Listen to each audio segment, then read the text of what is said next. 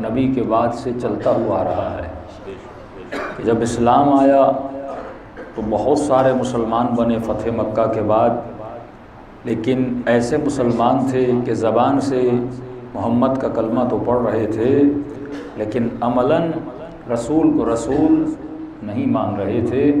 تبھی خدا نے سورہ منافقون کو نازل کیا کہ یہ کہتے کچھ ہیں اور دل میں مانتے کچھ ہیں۔ تو منافق کی نشانی یہی ہے کہ منافق زبان سے کچھ کہتا ہے، دل میں کچھ عقیدہ رکھتا ہے اور عمل میں کچھ اور دکھاتا ہے۔ تو مومن کو یہ سوچنا چاہیے کہ آج میں جو اہل بیت کا ماننے والا ہوں، جو لا الہ الا اللہ پڑھ رہا ہوں، محمد رسول اللہ کہہ رہا ہوں، علی ولی اللہ کہہ رہا ہوں، کہیں مجھ میں نفاق تو نہیں ہے کہ میں زبان سے کچھ کہوں اور عمل میں کچھ دکھاؤں۔ زبان سے کہوں کہ علی میرا ولی ہے، میں ولایت علی کے اندر ہوں، اور امام نے کسی کو کہا کہ میرا شیعہ ہے، کہاں مولا؟ کہ کیسے پتا چلے؟ کہ مولا آپ کو اللہ کا ولی مانتا ہوں۔ تو امام نے کہا تجھے ولایت کا ترجمہ پتہ ہے؟ کہ مولا کیا مطلب؟ جو آپ کی ولایت کا ماننے والا ہے اس کا مطلب وہ علی ولی اللہ کا ماننے والا ہو۔ تو امام نے کہا ولایت کا ترجمہ ہے حکومت۔ تو اپنے گریبان کے اندر جھانک کر دیکھو تمہارے دل میں کس کی حکومت ہے۔ اگر دل پر علی حاکم ہے تو سمجھ جانا تو ہماری ولایت کے اندر ہے، اگر دل پر علی حاکم نہیں ہے تو جو حاکم ہے تو اس کی ولایت میں ہے۔ تبھی سورہ یاسین میں خدا کہتے ہیں لا تعبدوا الشیطان انہ لکم عدو مبین ونعبدونی ھذا صراط مستقیم۔ کیا کوئی شیطان کی بھی عبادت کر سکتا ہے؟ فرمایا بندگی کو دیکھ، تو زبان سے تو لا الہ الا اللہ کہہ رہا ہے لیکن ہے کس کی بندگی میں؟ ہے کس کی غلامی میں؟ لفظ بندے کی معنی یہ ہے کہ غلام کہا جاتا ہے۔ فرمایا ہم نے رسالت بعد میں دی، پہلے اسے عبد بنایا۔ پہلے کہتے اشہد ان محمدن عبدہ و رسولہ، پہلے عبد ہے بعد میں رسول ہے، اور عبد انسان تب بنتا ہے جب اس کی بندگی میں آتا ہے۔ اور فرمایا اے رسول 40 سال تک اپنی رسالت کا اعلان نہ کرنا۔ کہ پروردگارہ کیوں؟ فرمایا پہلے 40 سال خود کو منوا، اس کے بعد میری خدائی کو منوانا۔ جب تک انسان خود کو نہیں منواتا، امام فرماتے تو کب تک دوسروں کو شیعہ بنائے گا؟ آج ہم اسی کوشش میں ہیں کہ 10 شیعہ ہیں، 20 30 جب کثرت میں آ جائیں گے پھر یہ مسائل بھی تو بنتے ہیں۔ اتنے کثیر شیعہ ہوں لیکن عمل نہ ہو، لیکن کربلا میں 72 ہوں اور عمل ہی عمل ہو۔ تبھی میرے چھٹے امام نے فرمایا، کسی نے کہا مولا آپ قیام کیوں نہیں کرتے؟ کہ کربلا میں دادا کے پاس 72 تھے، اگر میرے پاس ایسے 22 بھی ہوں تو میں قیام کرنے کے لیے تیار۔ اہل بیت نے کبھی بھی کوانٹٹی کو نہیں دیکھا، ہمیشہ کوالٹی کو دیکھا۔ ایسے ایسے مولا کے خطبے تھے کہ سننے والے 4 ہوتے تھے، کبھی سننے والے 2 ہوتے تھے۔ امام نے کبھی پرواہ نہیں کی کہ میں مجلس پڑھوں تو سننے والے ہزاروں ہوں۔ فرماتے تھے اگر 2 ہوں تو ایسے ہوں کہ مالک اشتر بنے، 2 ہوں ایسے ہوں ابو ذر غفاری بنے، کیونکہ 1000 لوگ لیکن اگر بے عقل ہوں، بے عقیدہ ہوں یہ بدتر ہیں، لیکن اگر ایک ہو اور با عقیدہ ہو اور با عقل ہو، یہ ایک پوری بستی کو علی والا بنا دیتا ہے، اور وہ ہزاروں رہ کر جائیں تو کچھ بھی نہیں کر سکتے۔ لبنان کے شیعہ علماء فرماتے ہیں کس کی تبلیغ کا اثر ہے؟ یہ ابو ذر کی تبلیغ کا اثر تھا کہ پورا جنوب لبنان شیعہ بنا۔ ایران میں اتنا بڑا انقلاب آیا، ایک خمینی بنا، اس نے پورا انقلاب لا دیا۔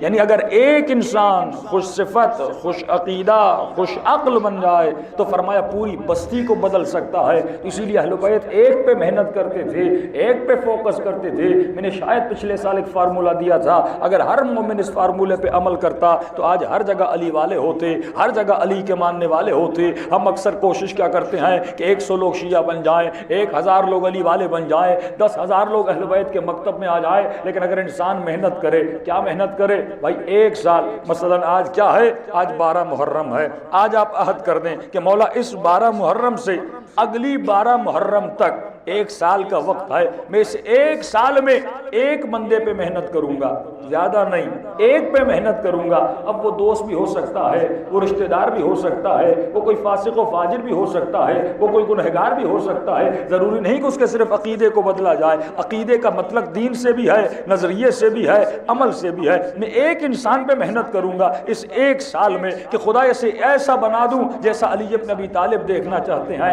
اسے ایسا بنا دوں جیسا رسول خدا دیکھنا چاہتے ہیں، اسے ایسا بنا دوں جیسا پروردگار عالم دیکھنا چاہتا ہے۔ 1 سال میں ایک بندے پہ محنت کریں اور اس ایک بندے کو ایسا بنا دیں جیسا علی بن ابی طالب ہے۔ اگر اس مجلس میں آج 100 لوگ موجود ہیں اور یہ عہد کر کے مجلس سے واپس جائیں کہ ہم 1 سال ایک بندے پہ محنت کریں گے، جب اگلے سال یہی 12 محرم آئے گی تو یہاں سے 100 جاؤ گے، جب واپس آؤ گے اور 100 کو لاؤ گے۔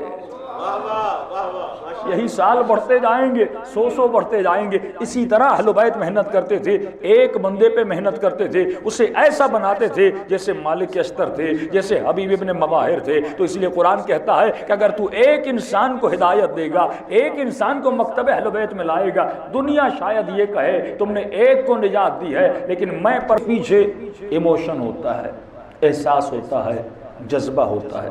مثال کے طور پر کسی انسان کی سوچ ہے کہ اگر کسی نے مجھے گالی دی تو میری بے عزتی ہو گئی، اب مجھے اس سے انتقام لینا ہے، بدلہ لینا ہے۔ اب وہ لاکھوں بھی خرچ کرے گا کہ بھائی اس نے 10 لوگوں میں مجھے گالی دی تھی، اب اس کا بدلہ کسی نہ کسی طریقے سے لینا ہے، وہ اس کے پیچھے لگے گا۔ یعنی اس کی یہ سوچ بن گئی، اگر کسی نے مجھے ایک برا لفظ کہا گویا میری بے عزتی ہو گئی، اس کا انتقام لینے چلے گا۔ لیکن ایک اور انسان ہے، اس کی ایک سوچ ہے، وہ کہتا ہے اگر اس نے مجھے گالی دی ہے میں صبر کروں گا، اس کی نیکیاں میرے اعمال میں آ جائیں گی۔ دونوں سوچیں ہیں، 2 انسان ہیں، ایک اپنی سوچ پہ ری ایکشن دکھاتا ہے، ایک اپنی سوچ پہ خاموش رہتا ہے۔ یہی قصہ عقائد میں ہے۔ اگر کوئی آپ کے مولا کو برا بھلا کہے گا، آپ یہاں اٹھ کے کھڑے ہو جائیں گے، اس سے لڑ پڑیں گے، اور دوسری طرف اگر کوئی ان کے بڑوں کو برا بھلا کہے وہ اٹھ کے کھڑے ہو جائیں گے۔ قصور ان کا نہیں ہے، کیونکہ سوچ کے پیچھے جذبات ہوتے ہیں، سوچ کے پیچھے ایموشنز ہوتے ہیں۔ وہی ایموشنز جو آپ اپنے مولا کے لیے رکھتے ہیں وہ اپنے آقاؤں کے لیے رکھتے ہیں۔ کچھ ایسے ہیں جو یزید کو اپنا آقا مانتے ہیں، جب آپ یزید کو برا بھلا کہتے ہیں تو ان کو برا لگتا ہے، ان کی سوچ ہے۔ کچھ ایسے ہیں جو قاتل علی کو بہت بڑا لیڈر مانتے ہیں، اب آپ ان کو کہیں گے، مسئلہ کیا ہے؟ اس کا عقیدہ بن گیا کہ وہ میرا لیڈر ہے، اور اس عقیدے کے پیچھے اس کی ایک سوچ ہے، وہ سوچ ایموشنز کی حامل ہے، جذبات کی حامل ہے۔ جب آپ جذبات کو چھیڑتے ہیں تو وہ انسان ری ایکشن دکھاتا ہے۔ اب کرنا کیا ہے؟ جب تک سوچ نہیں بدلے گی تب تک ایموشنز نہیں بدلیں گے، جب تک سوچ نہیں بدلے گی تب تک جذبات نہیں بدلیں گے۔ تو ہم اگر کسی کے جذبات کو بدلنا چاہتے ہیں اس کی سوچ کو بدلنا ہوگا، اور بہترین طریقہ سوچ کو بدلنے کا عقل ہے۔ اس کا عقیدہ مضبوط نہیں جس کی عقل مضبوط نہیں۔ کہ مولانا اسماعیل سب جانتے ہیں، بہت بڑے مناظر گزرے ہمارے، تو وہاں پہ یا علی مدد کی بحث چل رہی تھی کہ ہم علی سے مدد مانگتے ہیں، تو سامنے وہابی تھا، اس پہ کل گفتگو کروں گا، یہ مذہب کیسے بنا، اسلام کو کون کون سے نقصانات پہنچائے۔ انہوں نے کہا علی سے مدد مانگتے ہیں؟ ہاں علی مدد کرتے ہیں، کہ کریں نہ کریں وہ علی کی مرضی، ہمارا عقیدہ تو ہے کہ ہم مدد مانگتے ہیں۔ کہ وہاں پہ ایک مکھی اڑ رہی تھی، اس مولوی صاحب نے مکھی کو پکڑا، پر کو توڑا، کہا بلا علی کو، کہو یا علی مدد، اور آ کر علی اس مچھر کے، اس مکھی کے پر کو آ کر ملا کے دکھائیں۔ کل بھی عرض کر چکا، جب بحث عقل کی ہوتی ہے اور امام فرماتے ہیں میرا چاہنے والا وہ ہے، اس کی نشانی یہ ہے کہ وہ عقل مند ہوتا ہے۔